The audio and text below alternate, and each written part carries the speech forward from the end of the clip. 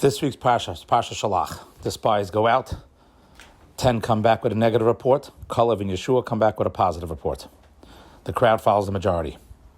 At one point, the Torah tells us, Vayas Kalev. Kalev got the crowd to be quiet as he attempted to say the good things about the potential of living in Eretz Yisrael and Moshe Rabbeinu, but it was not good enough. The Gemara in Saita, Lamed Hey Yamad Aleph, has a fascinating diak. It says that Kalev was able to get the crowd quiet, and they were able to listen to Kalev. But Yehoshua attempted it, and nobody listened. In fact, when Yehoshua got up to speak and defend Moshe, even before Kalev got to speak, he went first. They shot him down with the phrase Rosh Katia, meaning he was headless. He had no head, severed person. They said, we're not going to listen to you. You're a severed person. What does it mean, a severed person? Strange comment. The Aruch explains that it means that Yehoshua had no children. The simple interpretation, when it says he has no children, it would mean that he had no boys or girls. Because if he had girls, I don't think someone who has girls would be referred to as someone as a severed head, as childless. Severed head meaning you have no future. So there, it assumes that he had no children at all.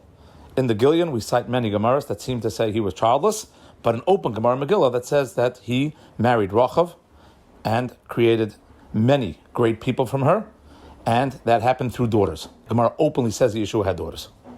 But we're going to take a step back for a second. Let's say he had no children. Why should that be a difference on listening to him? Is someone without children postulatus? He's not allowed to testify what he saw. Yehoshua went to the land. He was chosen as a spy. The assumption would be that he was a good person and trustworthy, and now he's coming back with a report. Why would the report be affected by the fact that he didn't have children? Now they woke up, he didn't have children. If you weren't going to trust him, then don't send them beforehand. The Mefarshim explain that when the people heard the negative response and they realized the land of Eretz Yisrael wasn't as great as they anticipated, when Yehoshua got up to defend it, the fact that he had no children was why his defense would not be good. What would that mean?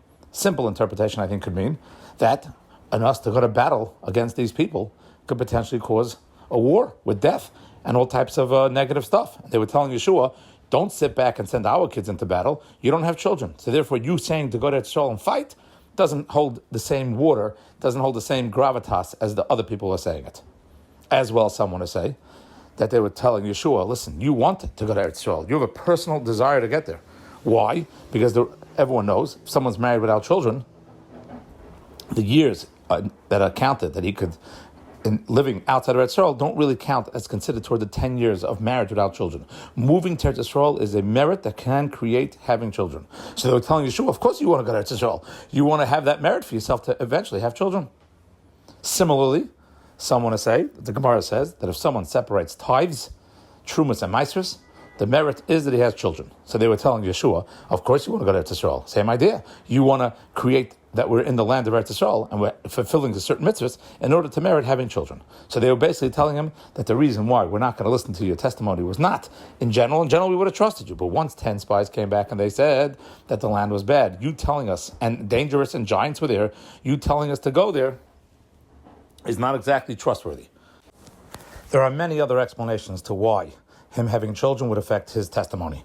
And even more explanations of what the words Rosh Katia mean, why they used that specific phrase, how it was used, how it was relevant to here. We have said many times in the past, there are no random nicknames, random phrases in our history, our literature. It means something deeper. We probably could write 50 pages on these two words of Rosh Katia that the Gemara throws in, Derech Agav in a story. That, by the way, they told him, Rosh Katia, you can't testify. Realize the Torah is endless. Start diving in. Have a great Shabbos.